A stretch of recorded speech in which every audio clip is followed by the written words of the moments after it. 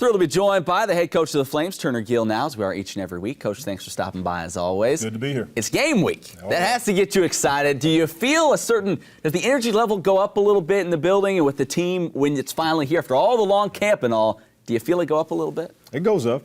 Coaches, our managers, trainers, everybody gets excited about everything there at nature. So again, football is here.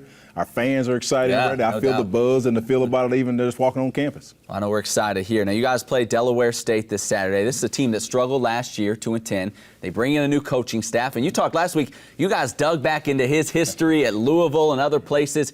How difficult is it to prepare for a team where a new staff with personnel they've never used before? How do you go about kind of trying to research them? And does anybody jump out off the tape when you've taken a look back at their stuff from last year? Well, I think on the offensive side of the ball, I think their offensive line. They got 4 or 5 starters back. They have 8 people who have played a lot of football. Wow. So they have experience. They have depth on the offensive line.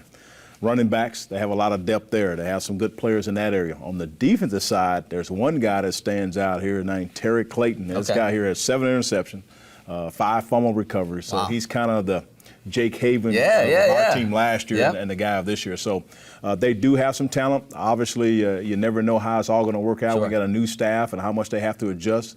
And I think they're still trying to figure it all out. But again, they'll put the people out there and they'll be ready to play. Now, as far as you guys go, Josh Woodrum, your leader on offense under center. We were talking last week on the show about what more can he do. He's had 2 great years. But you're the coach. You're always looking for those little details and where guys can improve. As you look at him, is there an area or two where you say, you know what, you could get just a little bit better there? He's been great already, but is there an area you're wanting him to focus on this year? We talked about scenario.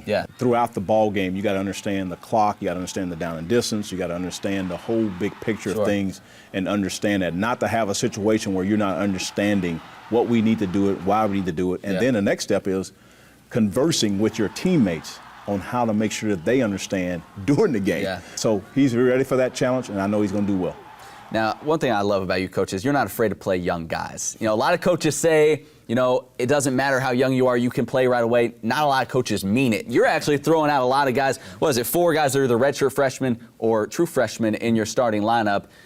Who are a couple of guys, those young guys that fans haven't seen yet, that you think could really explode? Maybe we even start seeing here in week 1. Well, I think one guy would be B.J. Farrell, our receiver there, the guy that's local. Everybody has heard of that name and know about him to a certain extent. I'm really pleased with what he's come out and done some great things of that nature. On the defensive side of the ball, Corbin Jackson, we're going to call it our spur position, which is kind of the old position of a strong side linebacker. We want to get faster, want to get quicker, so he's going to be the guy that's going to be starting at that position. And we have other positions, but those are the 2 that are really going to stand out. I remember sitting right here on this set with you a couple of signing days ago when you talked about B.J. Farrell and you were excited about him then. That number 2 receiver, kind of guy behind Petey, you're looking to kind of who's that guy going to be, and you say he could be an option. He could be that guy. Again, Dante Shell is not totally out of the picture here. He's going to get a lot of reps. He'll get plenty of reps as far as that goes, but they've both been very, very competitive as far as that position. We're going to have some good receiving core. Coach Brown has put together a good plan as far as getting guys ready. Coach Stam also. So we'll have a good football team. Now it's a matter to go out there and see how they respond on game day. Now, last, Coach, on a more serious note, I know you guys announced today you're wearing a helmet decal to honor those killed from WDBJ-7 last week. Just what went into that decision and what it means to kind of represent those people? Well, they've been part of Liberty University as far as putting the television, as far as recognizing our university, recognizing the athletics, a little bit of everything of that nature. So they've been involved with us for a long, long, long time. And again, our hearts and soul and our prayers go out to all those family members. Coach, excited game week's finally here. It seems like it's been forever. I'm sure you've been dying for this week to get here. Good luck on Saturday, and we'll talk to you next week. To God be the glory.